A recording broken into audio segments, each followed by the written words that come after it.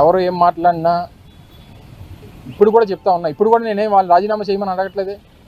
వాళ్ళు చేస్తాం, వాళ్ళు ఏ రకంగా చేస్తారో మాకు తెలుసులే. కానీ వాళ్ళు చేసినటువంటిది లెటర్లు, ఇచ్చినటువంటి లెటర్లు మళ్ళీ కోర్టులకు వెళ్ళి నా ఎమ్మెల్యే సభ్యత్వాన్ని కాపాడండి, లేదా నా పార్లమెంట్ సభ్యత్వాన్ని కాపాడండి, ఈ రకమైనటువంటి చీప్ ట్రిక్స్ అనేటువంటివి కరెక్ట్ కాదు. ఫస్ట్ ఆఫ్ ఆల్ నేను చెప్పేది, నేను క్లియర్ చెప్తున్నాను. నేను చెప్పిన దాంట్లో కానీ మా పార్టీ స్టాండ్లో కానీ ఏదైనా తప్పు ఉంటే మీరు ఇప్పుడే అడగండి, చెప్పండి. ఈరోజు కేంద్ర ప్రభుత్వం, మోడీ గారి ప్రభుత్వం కేంద్రంలో ఒక పక్క తెలుగుదేశం పార్టీ, ఒక పక్క జనతాదళ్ నితీష్ కుమార్ గారి రెండు చేతి కర్రల మీద ఈరోజు కేంద్రంలో ప్రభుత్వం నడుస్తూ ఉంది. ఏ కర్ర పోయినా ప్రభుత్వం కూలిపోయేటువంటి పరిస్థితి ఉంది. ఇంకో 4 సంవత్సరాలు 9 మాసాలు ఇంకా కాలం ఉంది. ఈ సమయంలో ఇటువంటి హుకుం జారీ చేయాల్సినటువంటి బాధ్యత ఈరోజు రాష్ట్రంలో ఉన్నటువంటి ప్రభుత్వం మీద ఉంది. నిజంగా ఆ రోజు కూడా మా మద్దతుతోనో లేదా మా అవసరంతోనో ఆ రోజు కేంద్రంలో ప్రభుత్వం ఏర్పాటు ఉండుంటే డెఫినెట్గా అదే చేసేవాళ్ళం. ఆ మాట జగన్మోహన్ రెడ్డి గారు మొన్న ఎన్నికల్లో చెప్పారు, దానికి ముందు ఎన్నికల్లో కూడా చెప్పారు. సో ఆ రకంగా ఆ మాట చెప్తే ఎందుకు ఆగదని అడుగుతా ఉన్నాం. ఈరోజు 3,000 కోట్లు 2,500 కోట్లు దేనికి ఇస్తామని చెప్పని అంటున్నారు? ఉన్నటువంటి ఎంప్లాయీస్ని తగ్గించడానికి, వాళ్ళకి వీఆర్ఎస్ సెటిల్ చేసి పంపించేయడానికి మీరు డబ్బు సాయం చేయాల్సినటువంటి అవసరం లేదు. ప్లాంట్ని ఏ రకంగా కాపాడాలి, ప్లాంట్ని ఏ రకంగా ప్రైవేటైజ్ కాకుండా చూడాలనేటువంటి దాని మీద ఏదైనా సలహాలు సూచనలు మీరు ఇచ్చుంటేనో, మీ నిర్ణయాలు చెప్పుంటేనే బాగుండేది అనేటువంటిది మేము చూస్తూ ఉన్నాం. నేను ఆ రోజు కూడా గాజువాక నుంచి పోటీ చేసినప్పుడు కూడా చెప్పా. నిజంగా ఆ రోజు నరేంద్ర మోడీ గారు అనకాపల్లి వచ్చినప్పుడు చెప్పడం జరిగింది. ఆయన రాకముందే చెప్పాం, మీరు మోదీ గారితో ఒక ప్రకటన చేయించండి, వాళ్ళు మేము పోటీ కూడా పడం, మేము విత్డ్రా అయిపోతాం అనేటువంటి మాట చెప్పాం. ఇది రాజకీయాలకి ఒక 5 సంవత్సరాల పదవి కోసం, ఇంకో దానికోసం ఇన్ని కోట్ల మంది ప్రజల తాలూకు సెంటిమెంట్ అయినటువంటి స్టీల్ ప్లాంట్ని ఏమి చేసినా సరే, ఎంత త్యాగం చేసినా సరే దానికి తక్కువే అనేటువంటి విషయాన్ని మరొకసారి ఈ సందర్భంగా తెలియజేస్తూ ఉన్నాం. వైఎస్ఆర్ కాంగ్రెస్ పార్టీ పోరాటానికి ఎప్పుడు మద్దతు పలుకుతూనే ఉంటుంది. దీన్ని కాపాడుకునేటువంటి దానికి మా వరకు ఎంతవరకు వెళ్ళాల్సిన అవసరం వచ్చినా అంతవరకు వెళ్తాం అనేటువంటి విషయాన్ని కూడా తెలియజేస్తాం. Thank you. ఎవరు ఏం మాట్లాడినా ఇప్పుడు కూడా చెప్తా ఉన్నా, ఇప్పుడు కూడా నేనేం వాళ్ళు రాజీనామా చేయమని అడగట్లేదే. వాళ్ళు చేస్తాం, వాళ్ళు ఏ రకంగా చేస్తారో మాకు తెలుసులే. కానీ వాళ్ళు చేసినటువంటిది లెటర్లు, ఇచ్చినటువంటి లెటర్లు మళ్ళీ కోర్టులకు వెళ్ళి నా ఎమ్మెల్యే సభ్యత్వాన్ని కాపాడండి, లేదా నా పార్లమెంట్ సభ్యత్వాన్ని కాపాడండి, ఈ రకమైనటువంటి చీప్ ట్రిక్స్ అనేటువంటివి కరెక్ట్ కాదు. ఫస్ట్ ఆఫ్ ఆల్ నేను చెప్పేది, నేను క్లియర్ చెప్తున్నాను. నేను చెప్పిన దాంట్లో కానీ మా పార్టీ స్టాండ్లో కానీ ఏదైనా తప్పు ఉంటే మీరు ఇప్పుడే అడగండి, చెప్పండి. ఈరోజు కేంద్ర ప్రభుత్వం, మోడీ గారి ప్రభుత్వం కేంద్రంలో ఒక పక్క తెలుగుదేశం పార్టీ, ఒక పక్క జనతాదళ్ నితీష్ కుమార్ గారి రెండు చేతి కర్రల మీద ఈరోజు కేంద్రంలో ప్రభుత్వం నడుస్తూ ఉంది. ఏ కర్ర పోయినా ప్రభుత్వం కూలిపోయేటువంటి పరిస్థితి ఉంది. ఇంకో 4 సంవత్సరాలు 9 మాసాలు ఇంకా కాలం ఉంది. ఈ సమయంలో ఇటువంటి హుకుం జారీ చేయాల్సినటువంటి బాధ్యత ఈరోజు రాష్ట్రంలో ఉన్నటువంటి ప్రభుత్వం మీద ఉంది. నిజంగా ఆ రోజు కూడా మా మద్దతుతోనో లేదా మా అవసరంతోనో ఆ రోజు కేంద్రంలో ప్రభుత్వం ఏర్పాటు ఉండుంటే డెఫినెట్గా అదే చేసేవాళ్ళం. ఆ మాట జగన్మోహన్ రెడ్డి గారు మొన్న ఎన్నికల్లో చెప్పారు, దానికి ముందు ఎన్నికల్లో కూడా చెప్పారు. సో ఆ రకంగా ఆ మాట చెప్తే ఎందుకు ఆగదని అడుగుతా ఉన్నాం. ఈరోజు 3,000 కోట్లు 2,500 కోట్లు దేనికి ఇస్తామని చెప్పని అంటున్నారు? ఉన్నటువంటి ఎంప్లాయీస్ని తగ్గించడానికి, వాళ్ళకి వీఆర్ఎస్ సెటిల్ చేసి పంపించేయడానికి మీరు డబ్బు సాయం చేయాల్సినటువంటి అవసరం లేదు. ప్లాంట్ని ఏ రకంగా కాపాడాలి, ప్లాంట్ని ఏ రకంగా ప్రైవేటైజ్ కాకుండా చూడాలనేటువంటి దాని మీద ఏదైనా సలహాలు సూచనలు మీరు ఇచ్చుంటేనో, మీ నిర్ణయాలు చెప్పుంటేనే బాగుండేది అనేటువంటిది మేము చూస్తూ ఉన్నాం. నేను ఆ రోజు కూడా గాజువాక నుంచి పోటీ చేసినప్పుడు కూడా చెప్పా. నిజంగా ఆ రోజు నరేంద్ర మోడీ గారు అనకాపల్లి వచ్చినప్పుడు చెప్పడం జరిగింది.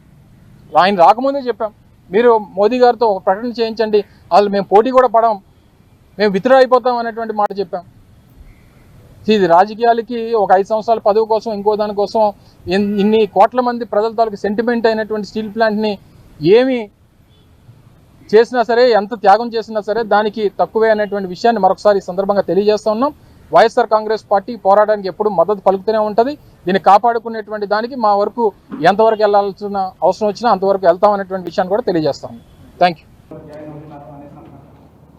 చూడండి, జిల్లాల్లో ఎవరైనా పార్టీలో చేరాలి అంటే జిల్లాలో చర్చ జరుగుతుంది. ఆ తర్వాత రాష్ట్ర స్థాయిలో ఆ పేర్ల మీద చర్చ జరుగుతుంది. ఎక్కడైనా ఇబ్బంది ఉన్నదంటే అటువంటి వారిని చేర్చుకునేటువంటి అవకాశం లేదు. చర్చ జరిగిన దాన్ని చేరిపోతున్నారు అని అంటే ఎట్లా? ఎవరు చెప్పారు? మై స్ట్రెయిట్ క్వశ్చన్ మేము చెప్పామా చేర్చుకుంటున్నామని? మీకు సందేశం ఉందా? లేదు కదా. వాళ్ళు ఆల్రెడీ ఆ పార్టీలో చేయడానికి సిద్ధమైనప్పుడు వాళ్ళు పార్టీలో చేయడానికి సిద్ధంగా ఉండొచ్చండి, మేము చర్చించుకోవాలి కదా. కాదు మేడం, వైసీపీ నుంచి కొంతమంది రాజీనామాలు చేస్తారని చెప్తున్నారు. మీ పార్టీతో ఏమైనా టచ్లోకి వచ్చారా, చేరతామని? ఇప్పుడు నేను ఇందాక చెప్పినట్లుగా రావాలి అని సిద్ధంగా ఉన్నటువంటి వారి పేర్లు జిల్లాలో ముందు చర్చ జరుగుతుంది. ఒకవేళ గుంటూరు జిల్లాలో ఎవరన్నా ఉంటే గుంటూరు జిల్లా అధ్యక్షులు ఇక్కడ ఉన్నటువంటి అగ్రనేతలందరూ కూడా చర్చించుకుంటారు. వారందరికీ ఆమోదయోగ్యం అయితే రాష్ట్ర స్థాయికి పేర్లు వస్తాయి. రాష్ట్ర స్థాయిలో కూడా ఏదైతే ముఖ్య నాయకులు ఉంటారో వారి ముందు ఈ పేర్లన్నీ కూడా పెట్టడం జరుగుతుంది.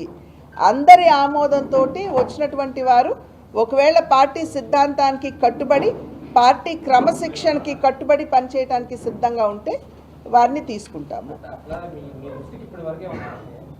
వస్తాయండి, నేను చెప్పాను కదా, చర్చలు జరగాలి కదా, చాలా పేర్లు వస్తాయి. బీజేపీ నుంచి పెద్ద ఎత్తున నామినేటెడ్ పోస్టులు కూడా ఆశావాదులు ఎక్కువ ఉన్నారు. ఇవాళ సభ్యత్వం గురించి కదా మాట్లాడుకునేది మనం. ఆశావాహులు ఆశించడంలో తప్పులేదుగా, బట్ అది 3 పార్టీలు ఆలోచించుకుని ఏవి ఎక్కడ ఎన్ని ఎవరికి ఇవ్వాలనేది విషయం చర్చించుకుంటాం. Okay, thank you. చూడండి, జిల్లాల్లో ఎవరైనా పార్టీలో చేరాలి అంటే జిల్లాలో చర్చ జరుగుతుంది. ఆ తర్వాత రాష్ట్ర స్థాయిలో ఆ పేర్ల మీద చర్చ జరుగుతుంది. ఎక్కడైనా ఇబ్బంది ఉన్నదంటే అటువంటి వారిని చేర్చుకునేటువంటి అవకాశం లేదు. చర్చ జరిగిన దాన్ని చేరిపోతున్నారు అని అంటే ఎట్లా? ఎవరు చెప్పారు? మై స్ట్రెయిట్ క్వశ్చన్ మేము చెప్పామా చేర్చుకుంటున్నామని? మీకు సందేశం ఉందా? లేదు కదా. వాళ్ళు ఆల్రెడీ ఆ పార్టీలో చేయడానికి సిద్ధమైనప్పుడు వాళ్ళు పార్టీలో చేయడానికి సిద్ధంగా ఉండొచ్చండి, మేము చర్చించుకోవాలి కదా. కాదు మేడం, వైసీపీ నుంచి కొంతమంది రాజీనామాలు చేస్తారని చెప్తున్నారు. మీ పార్టీతో ఏమైనా టచ్లోకి వచ్చారా, చేరతామని? ఇప్పుడు నేను ఇందాక చెప్పినట్లుగా రావాలి అని సిద్ధంగా ఉన్నటువంటి వారి పేర్లు జిల్లాలో ముందు చర్చ జరుగుతుంది. ఒకవేళ గుంటూరు జిల్లాలో ఎవరన్నా ఉంటే గుంటూరు జిల్లా అధ్యక్షులు ఇక్కడ ఉన్నటువంటి అగ్రనేతలందరూ కూడా చర్చించుకుంటారు. వారందరికీ ఆమోదయోగ్యం అయితే రాష్ట్ర స్థాయికి పేర్లు వస్తాయి. రాష్ట్ర స్థాయిలో కూడా ఏదైతే ముఖ్య నాయకులు ఉంటారో వారి ముందు ఈ పేర్లన్నీ కూడా పెట్టడం జరుగుతుంది. అందరి ఆమోదంతో వచ్చినటువంటి వారు ఒకవేళ పార్టీ సిద్ధాంతానికి కట్టుబడి పార్టీ క్రమశిక్షణకి కట్టుబడి పనిచేయడానికి సిద్ధంగా ఉంటే వారిని తీసుకుంటాము. అట్లా మీ దృష్టికి ఇప్పటి వరకే ఉన్నాయి. వస్తాయండి, నేను చెప్పాను కదా, చర్చలు జరగాలి కదా, చాలా పేర్లు వస్తాయి. బీజేపీ నుంచి పెద్ద ఎత్తున నామినేటెడ్ పోస్టులు కూడా ఆశావాదులు ఎక్కువ ఉన్నారు. ఇవాళ సభ్యత్వం గురించి కదా మాట్లాడుకునేది మనం. ఆశావాహులు ఆశించడంలో తప్పులేదుగా, బట్ అది 3 పార్టీలు ఆలోచించుకుని ఏవి ఎక్కడ ఎన్ని ఎవరికి ఇవ్వాలనేది విషయం చర్చించుకుంటాం. Okay, thank you.